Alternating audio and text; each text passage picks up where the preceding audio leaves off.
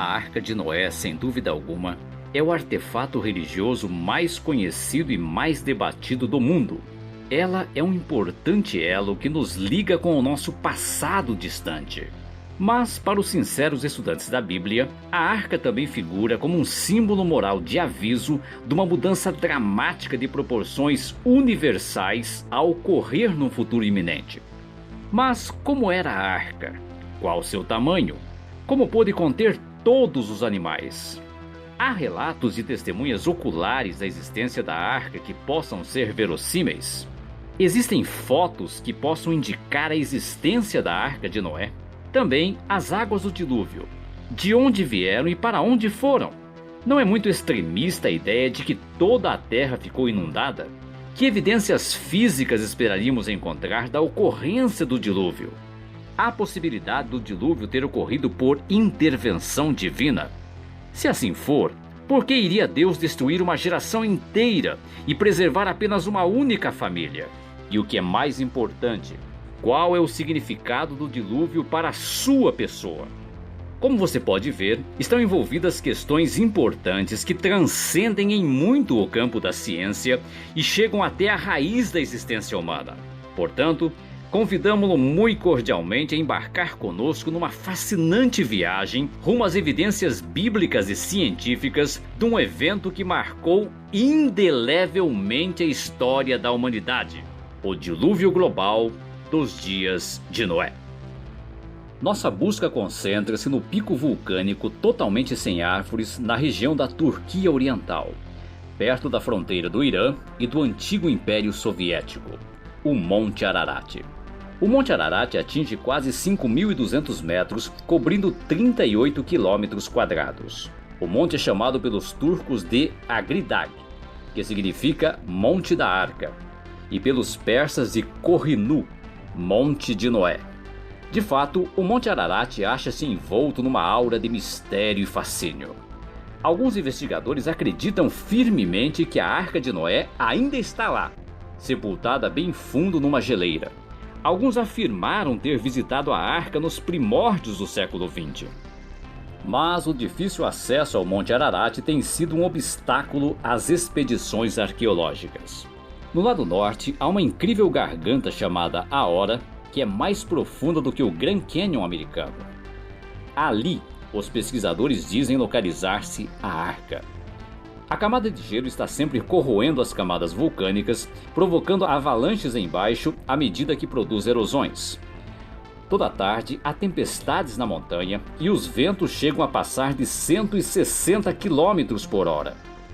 O local é também traiçoeiro e alto demais para uma expedição pousar de helicóptero. A região é também foco de condições políticas imprevisíveis. Qualquer que viajar para a Turquia em busca da arca estará colocando sua segurança pessoal em risco. Dois lados da montanha encaram as visitas como hostis: Irã e Iraque. As elevações mais baixas da montanha são ocupadas por grupos terroristas, roubando expedicionários e ameaçando-os de morte. Nas batalhas em curso entre soldados russos e terroristas, mais de 6.000 russos foram mortos nas encostas do Ararat nos anos 90. Além disso, o governo turco concede autorização para escalar ao lado sul do Ararat. Mas, segundo as evidências, a arca está no lado norte. Americanos pegos no lado norte são presos com frequência. Assim, a situação local é bastante volátil e perigosa. De modo que a prova definitiva de que a arca foi usada para tornar possível a sobrevivência a uma inundação cataclísmica acha-se no registro escrito deste acontecimento, no livro bíblico de Gênesis. Sim, sabemos que houve um dilúvio global porque a Bíblia o ensina claramente como fato. Gênesis fornece os pormenores, obviamente segundo uma testemunha ocular, um homem chamado Noé, nome que significa provavelmente descanso ou consolo. O dilúvio veio no ano 2370 antes da Era Comum, conforme indicado pela cronologia detalhada da Bíblia. Foi o maior cataclismo da história humana até o presente. Foi tão sobrepujante que ficaram cobertos todos os altos montes que havia debaixo de todos os céus, conforme Gênesis capítulo 7, versículo 19. Vamos, portanto, examinar os textos bíblicos e ver como estes se harmonizam totalmente com a ciência. No capítulo 6 de Gênesis, encontramos a descrição da arca e suas medidas. Observe o que dizem os versículos 14, 15 e 17. Faze para ti uma arca da madeira de uma árvore resinosa. Farás compartimentos na arca e terás de cobri-la com alcatrão por dentro e por fora. E é assim que a farás. 300 côvados será o comprimento da arca, 50 côvados a sua largura e 30 côvados a sua altura. E quanto a mim, eis que estou trazendo dilúvio de água sobre a terra, para arruinar debaixo dos céus toda a carne em que a força da vida está ativa. Tudo o que há na terra expirará. Há duas palavras hebraicas para navio, onijá e tsi, mas a arca é chamada de tevar, literalmente caixa.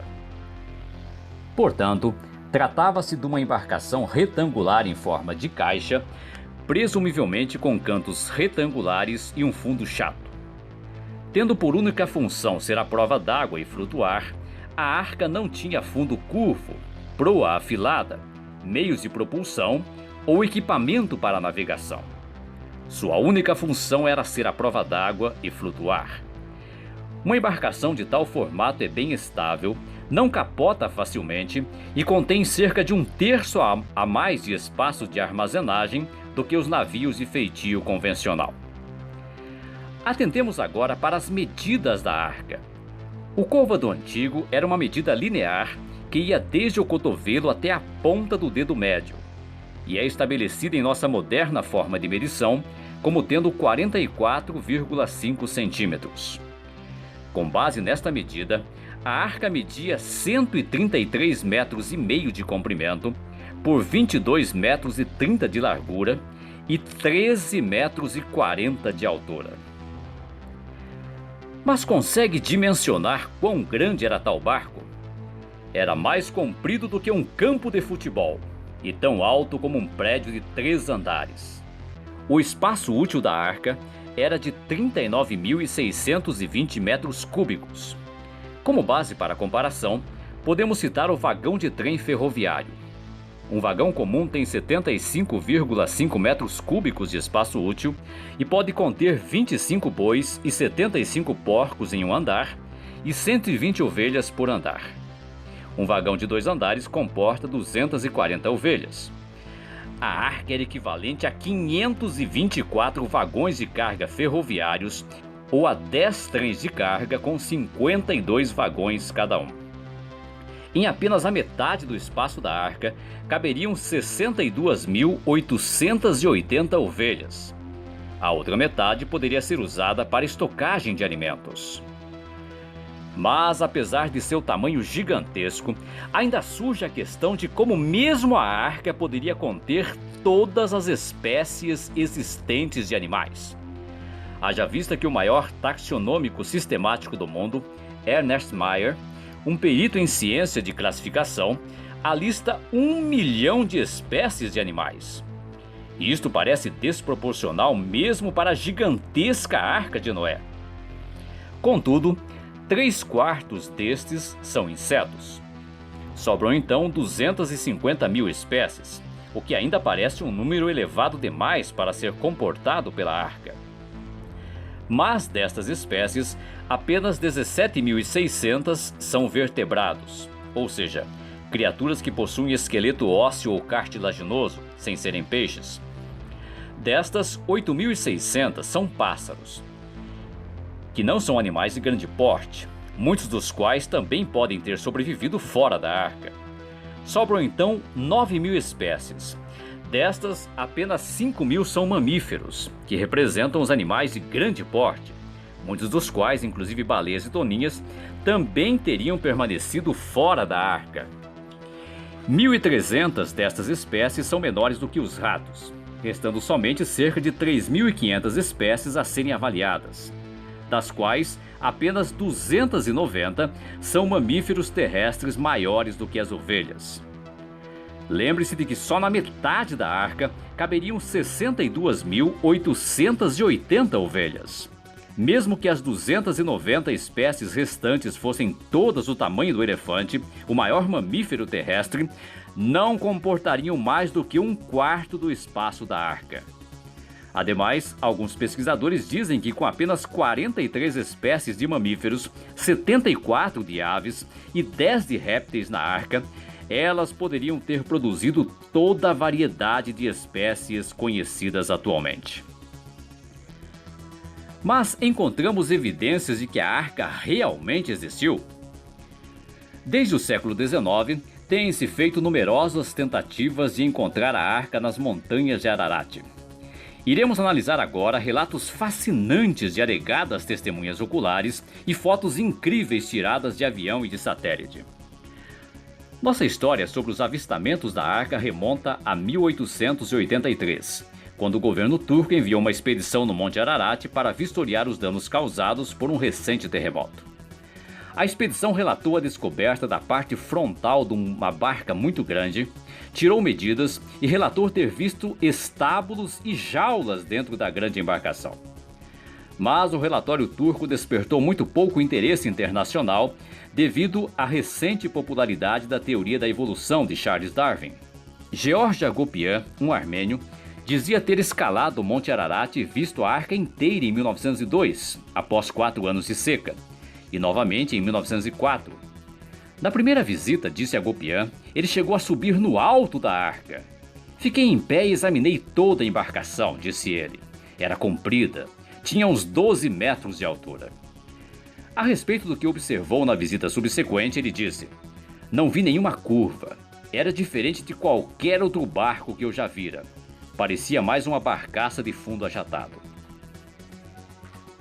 Em 1944, durante a Segunda Guerra Mundial, pilotos aliados que sobrevoaram a região da Turquia também relataram avistamentos da arca.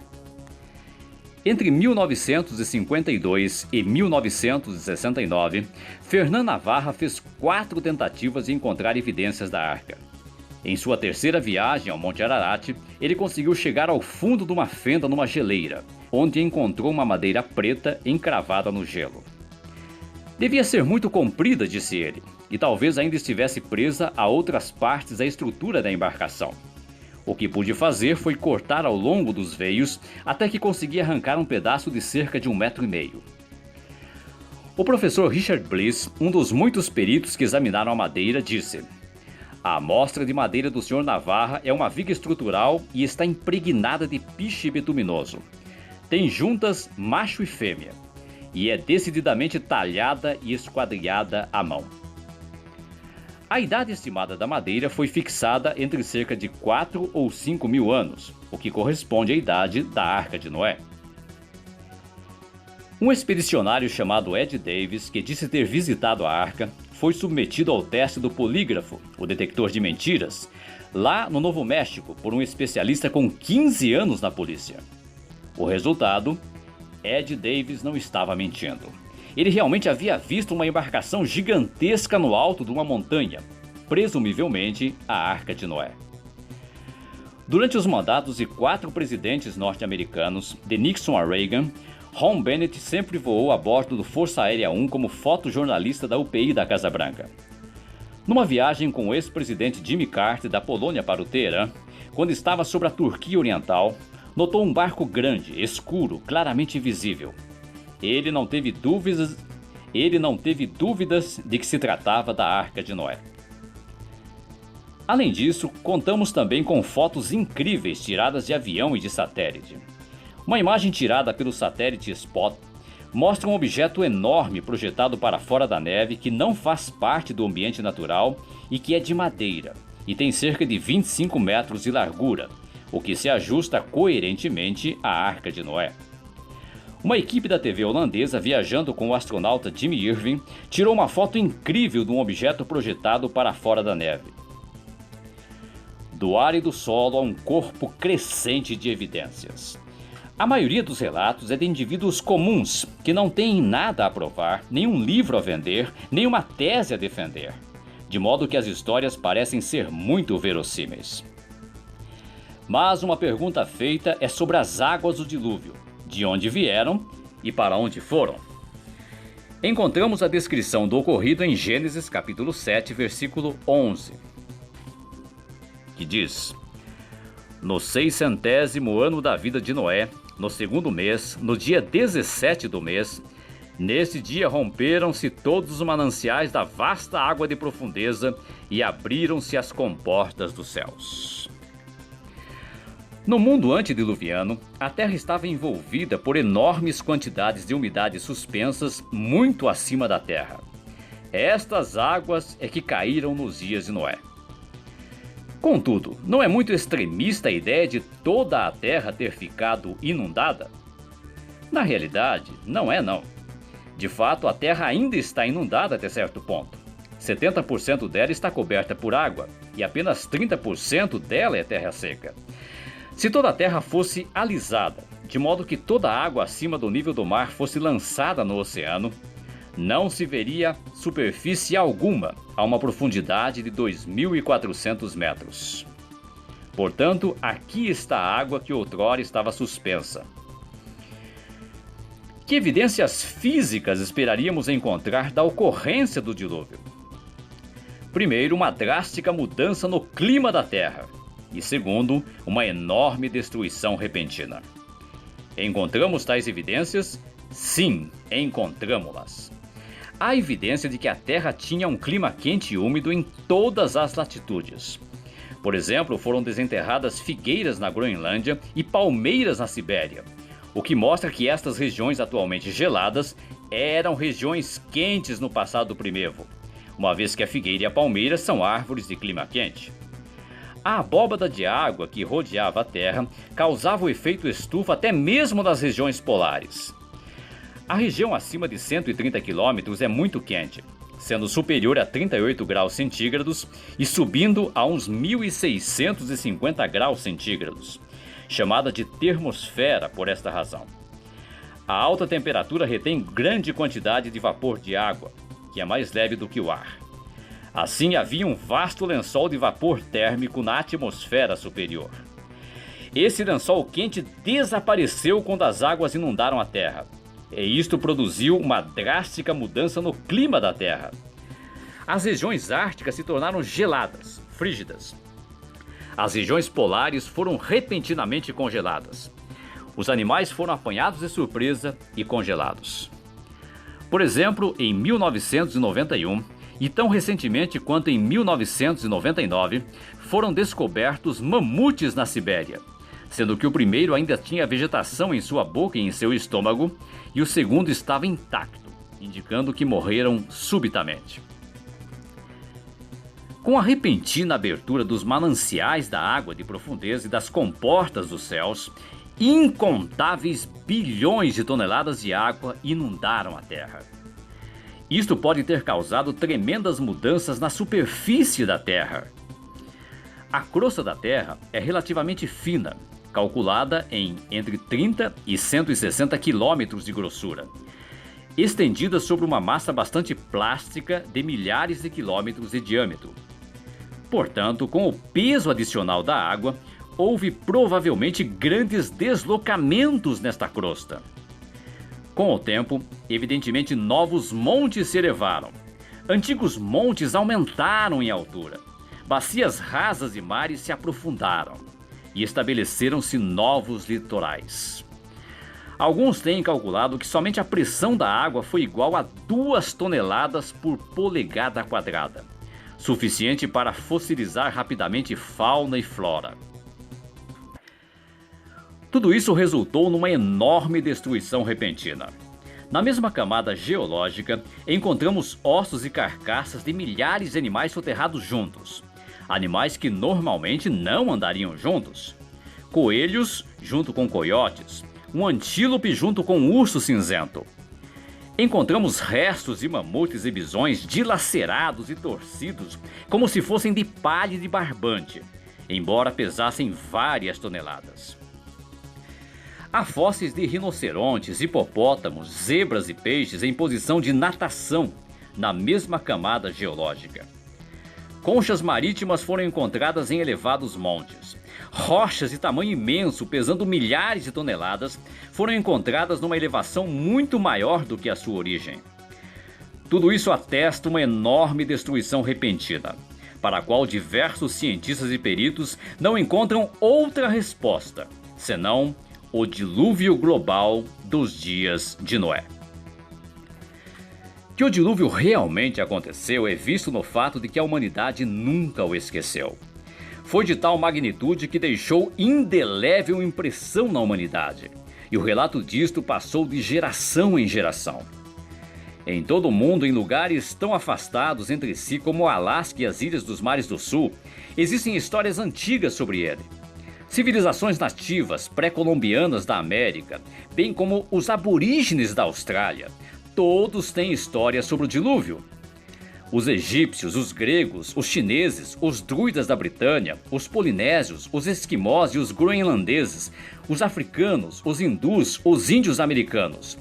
Todos esses têm suas histórias de um dilúvio.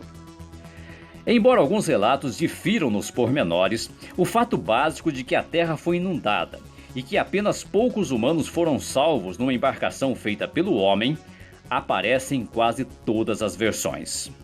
De fato, há mais de 500 lendas do dilúvio, contadas por 250 povos e tribos. Uma ficção é individual e não universal.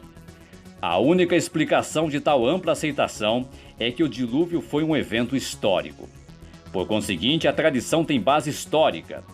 A universalidade da história do dilúvio é um dos melhores argumentos em prol da sua veracidade. Ademais, pormenores históricos associados com o dilúvio afetaram os costumes mesmo até os nossos dias. Como? Ora, a Bíblia relata em Gênesis 7:11 que o dilúvio começou no segundo mês, no dia 17 do mês. Esse segundo mês corresponde à última parte de outubro e à primeira parte de novembro de nosso calendário.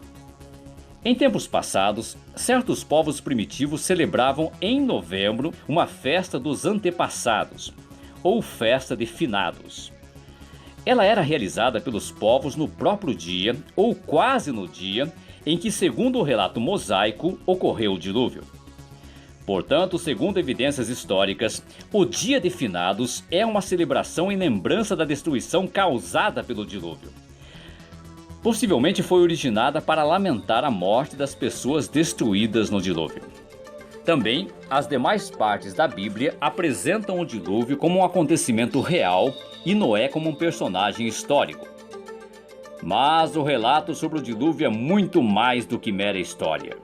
Jesus Cristo indicou que tinha significado profético e que constituía um exemplo de aviso, conforme o relato de Mateus capítulo 24, versículos 37 a 40.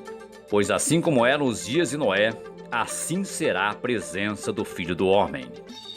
Porque assim como eles eram naqueles dias, antes do dilúvio, comendo e bebendo, os homens casando-se e as mulheres sendo dadas em casamento, até o dia em que Noé entrou na arca, e não fizeram caso, até que veio o dilúvio e os varreu a todos, assim será a presença do Filho do Homem. Portanto, a destruição do mundo ímpio estabelece um modelo para o nosso tempo. Podemos comprovar isso adicionalmente em 2 Pedro capítulo 2, versículos 5 e 6. E ele não se refreou de punir o mundo antigo, mas preservou a Noé, pregador da justiça, junto com mais 7, quando trouxe um dilúvio sobre um mundo de pessoas ímpias. E, reduzindo a cinzas as cidades de Sodoma e Gomorra, ele as condenou, estabelecendo para as pessoas ímpias um modelo das coisas que hão de vir. Houve uma causa moral do dilúvio, a iniquidade do homem. Voltemos mentalmente no tempo pré-diluviano. No século 24 antes da Era Comum, durante o tempo em que Noé vivia, há uns 4.400 anos, a maldade predominava na terra. As normas morais estavam fora de controle. O relato histórico em Gênesis 6:5 declara que Jeová viu que a maldade do homem era abundante na terra e que toda a inclinação dos pensamentos do seu coração era só má, todo o tempo. Em que sentido era somar e por quê? A maldade se manifestou de dois modos destacados. Primeiro, sua violência. Segundo, a perversão sexual. Observe como se faz alusão a isso em Gênesis capítulo 6, versículos 1 e 2. Ora, sucedeu que, quando os homens principiaram a aumentar em número na superfície do solo e lhes nasceram filhas, então os filhos do verdadeiro Deus começaram a notar as filhas dos homens, que elas eram bem parecidas, quer dizer, bonitas, e foram tomar para si esposas, a saber, todas as que escolheram. Uma vez que a instituição do casamento e ter filhos já ocorriam por mais de 1500 anos, por que estes casamentos são mencionados como algo especial? Algo que resultou, conforme os versículos seguintes, num decreto divino, na existência de gigantes e no aumento da maldade? A versão dos 70 traduz esta expressão em Gênesis 6:2 por anjos. De fato, esta expressão filhos de Deus é aplicada aos anjos em Jó capítulo 1, versículo 6 e capítulo 38, versículo 7. Igualmente no Salmo 89:6, os filhos de Deus definitivamente são criaturas celestiais, não terrenas. Portanto, num dado momento da história humana, alguns anjos tornaram-se rebeldes, assumiram forma humana e coabitaram com mulheres. Tal sexo entre anjos e humanos era desnatural, era uma perversão. Isto resultou no decreto de Deus mencionado em Gênesis 6:3, que declara: Depois disso, Jeová disse: Meu espírito não há de agir por tempo indefinido para com o homem, porquanto ele é carne. Concordemente, seus dias hão de somar 120 anos. Este era um decreto judicial divino. Podemos ver a continuação do relato em Gênesis 6:4, onde lemos: Naqueles dias veio a haver os nefilins na terra, e também depois, quando os filhos do verdadeiro Deus continuaram a ter relações com as filhas dos homens, e elas lhes deram filhos. Eles eram os poderosos da antiguidade, os homens de fama. A palavra nefilim significa derrubadores.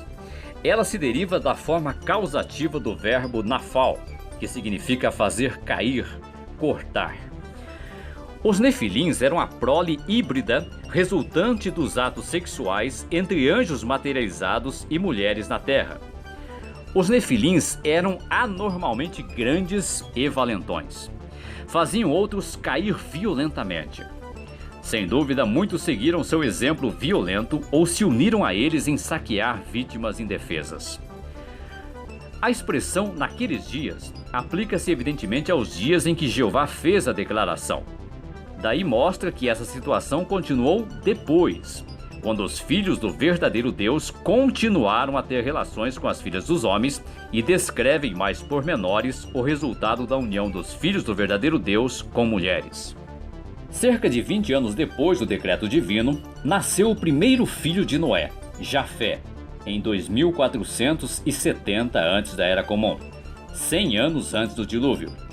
E o registro mostra que outro filho de nome Sem nasceu 2 anos mais tarde, 98 anos antes do dilúvio. Não se declara quando Cã nasceu, mas esses 3 filhos já eram adultos e casados quando se deu a Noé a instrução divina de construir a arca. Por conseguinte, restavam antes do dilúvio provavelmente apenas 50 ou 60 anos para a construção da arca e para soar o aviso do fim daquele mundo. Por que Noé e sua família encontraram favor aos olhos de Deus? Gênesis 6:9 diz: Noé era homem justo, mostrou-se sem defeito entre os seus contemporâneos. Como fez isso? Noé andou com o verdadeiro Deus, declara a conclusão desse versículo. Noé era corajoso e se distinguia de seus contemporâneos imorais, permitindo que os princípios morais de Jeová fixassem os limites do caminho que ele e sua família seguiriam em toda a sua vida. Noé recusou terminantemente deixar-se levar pela conduta corrupta do mundo. Então, introduzido num pacto com Jeová e ajudado pela família, Noé passou a trabalhar como construtor e como pregador da justiça. avisando aquela geração iníqua da impendente destruição. Noé e sua família tiveram de enfrentar a influência sinistra dos anjos desobedientes e de sua prole sobre-humana, híbrida, que maltratava a humanidade. Enquanto realizava esse trabalho, Noé tinha também de dedicar tempo à edificação espiritual dos de sua família. Estes tinham de ser protegidos contra adotarem as maneiras violentas e a atitude desafiadora dos que os cercavam. Era importante que não se envolvessem demais nos assuntos cotidianos da vida. Deus lhes confiara uma tarefa, e era vital que centralizassem a sua vida em torno dela. Diversos fatores na comissão dada por Deus mostram que era necessária uma fé incondicional. Primeiro, havia o problema do tamanho da arca. Ela seria gigantesca. Segundo, eles não tinham experiência e eram pouquíssimos construtores, apenas 8, sendo que 4 eram mulheres. Terceiro, não tinham ferramentas e equipamentos sofisticados. Embora a arca fosse calafetada com alcatrão, haveria também necessidade de encaixar com cuidado o madeiramento para garantir uma construção que fosse razoavelmente à prova d'água. Quarto, não podiam prever o futuro e as situações que surgiriam. Quinto, havia o problema da logística, do transporte dos materiais, que eram de peso colossal. Sexto, como poderiam reunir todos os animais à arca? Sétimo, que alimentos deveriam armazenar e em que quantidade? Oitavo, havia iniquidade prevalecente e o perigo era constante. Os assuntos humanos estavam impregnados de um espírito de impiedade. Isto envolvia não um simples desrespeito geral à lei divina, mas também uma atitude desafiadora para com o próprio Deus. Nono, o projeto não poderia ser executado em secreto. As pessoas forçosamente saberiam dele, e eles seriam alvo de ridicularização e de outras importunações. E décimo, deveriam proclamar uma mensagem altamente impopular, com consequências negativas imprevisíveis. Aqueles pré-diluvianos ímpios, na sua sabedoria mundana, sem dúvida zombavam do que Noé pregava e chamavam-no de tolo, irrealístico e imprático. Impávidos diante de tais obstáculos gigantescos, Noé e sua família demonstraram fé e coragem em proporções épicas e figuram como um exemplo inspirador para todos os servos de Deus da atualidade. E que dizer de nós? Condenamos o mundo por meio de nossa fé? Os mesmos elementos da iniquidade existentes nos dias de Noé existem atualmente: pervertidos sexuais, influência demoníaca e apatia. Noé, por ações, prestou atenção à palavra de Deus e a obedeceu. Ele e sua família centralizavam a vida em fazer a vontade de Jeová, construir a arca e pregar. Os que centralizavam a vida em empenhos pessoais foram todos destruídos. Havia uma diferença marcante entre os dois grupos. Na grande tribulação, em que grupo estaremos? O número dos humanos vivos eliminados durante essa grande tribulação excederá em muito o número de todos os destruídos no dilúvio dos dias de Noé. Portanto, podem aqueles que nos cercam discernir que somos diferentes do mundo? Encara-nos Jeová como diferentes? Ou considera-nos como parte deste mundo condenado? Será que, como Noé, estamos andando com Deus? Estamos nos apegando às normas justas de Deus? Empenhamo-nos quais pregadores da justiça? É evidente aos que nos observam no céu e na terra que temos forte fé? Damos prova disso por nossas ações? Será que nossa conduta condena o corrupto comportamento do mundo? Portanto, não desperceba o significado do relato do dilúvio para a sua pessoa. Muitas lições podem ser tiradas deste acontecimento antigo.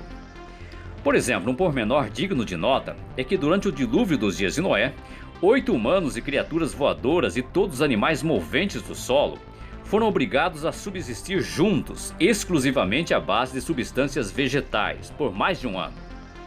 Isso é evidência de que a humanidade, a espécie animal, foram originalmente projetadas para viverem em paz entre si e para obterem sua alimentação da vegetação. Esse propósito original será restaurado durante o reinado messiânico de Jesus Cristo. Também a destruição pelo dilúvio não aponta para uma futura destruição do planeta Terra. Podemos ver isso nas palavras de Jesus em Lucas capítulo 16, versículo 17. Ele disse: "Deveras mais fácil é passarem o céu e terra do que passar sem cumprimento uma só partícula de uma letra da lei." Jesus estava com efeito dizendo: é mais fácil algo eterno passar do que deixar de se cumprir a palavra de Deus. Mas se os céus e a terra já irão passar mesmo, então esse texto não tem significado nenhum.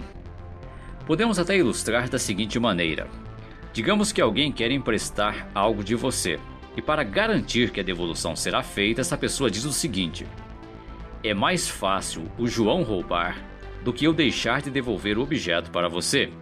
Essa declaração só tem peso se o tal João for uma pessoa reconhecidamente honesta. Mas se ele já for um ladrão, qual seria a força dessas palavras? Nenhuma.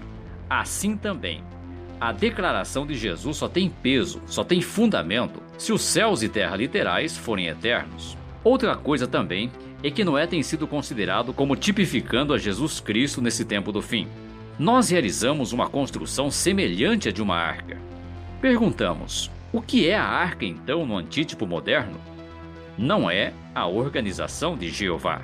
Não. Qual lugar de segurança e sobrevivência, a arca representa o paraíso espiritual que Jeová vem construindo entre seus adoradores desde 1919. Trata-se do seu arranjo para uma restaurada relação pacífica com ele. Assim sendo, alguém pode estar na organização de Jeová por estar batizado e ainda assim não estar na antitípica arca, por não ter uma boa relação com Deus. E lembre-se, só os que estiverem na arca irão ver a grande tribulação e serão salvos.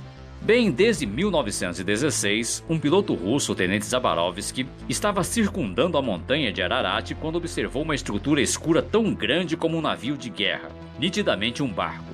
A notícia sobre o avistamento chegou ao czar Nicolau, que em 1917 despachou 2 companhias de soldados para localizar e documentar o achado.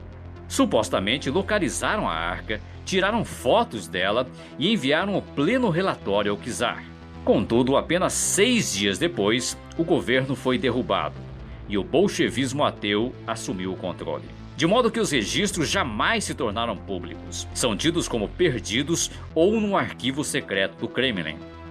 Também, o relatório escrito sobre um armênio que disse ter entrado na arca em 1856, bem como um recorte de jornal sobre um cientista de Londres que confessou em seu leito de morte ter visto a arca, foram ambos destruídos no incêndio. Fotos alegadamente claras e mapas da área em que a arca possivelmente se localiza desapareceram com a morte do pesquisador. O já citado astronauta Jim Irving, que tirou aquela impressionante foto aérea já mostrada, quis organizar uma expedição terrestre para filmar o local, mas morreu antes de poder voltar.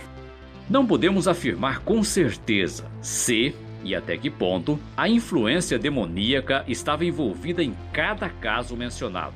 Mas uma coisa é certa: Satanás não deseja que a Arca de Noé seja descoberta, porque a sua descoberta possivelmente seria o grandioso clímax de todas as descobertas arqueológicas, fundamentando de modo irrefutável a historicidade do relato bíblico. Mas, independente disto vir a acontecer algum dia, o histórico dilúvio global dos dias de Noé nos ensina poderosas lições. Ensina-nos que o Deus Todo-Poderoso não tolera para sempre a iniquidade, mas que Ele preserva os justos. Dá-nos uma lição de fé e obediência, atributos que são vitais para a preservação da nossa vida, agora e para sempre.